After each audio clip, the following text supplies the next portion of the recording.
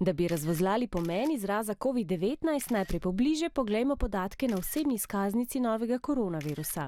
Torej, čas rojstva, november 2019, kraj bivanja, v svet. Morda je malo manj znano, da je znanstveno ime novega koronavirusa v resnici SARS-CoV-2. In kaj to pomeni? Pri bolnikih okuženih z novim koronavirusom so zdravniki opazili številne hude okužbe dihal, to je respiratornih poti, zato so za novi koronavirus v angleškem jeziku sestavili ime. Severe Acute Respiratory Syndrome Coronavirus 2 ali po slovensko Hudi akutni respiratorni sindrom koronavirus 2.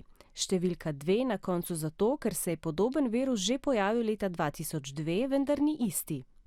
COVID-19 torej ni poimenovanje novega koronavirusa, morda pa ga lahko na enak način pomensko razčlenimo.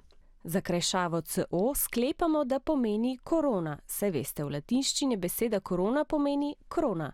Krona zaradi izrastkov in videza virusa, ki spominja na krono. Vi je krajšava za virus.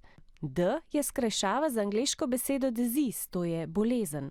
Uganka je torej le število 19. To je oznaka za leto, v katerem so virus odkrili. Seveda, leta 2019.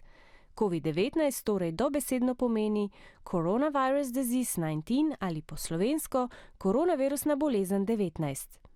Torej, odkritje lahko zdaj uradno zabeležimo na osebno izkaznico. Bolezen, ki jo povzroča novi koronavirus, se imenuje COVID-19.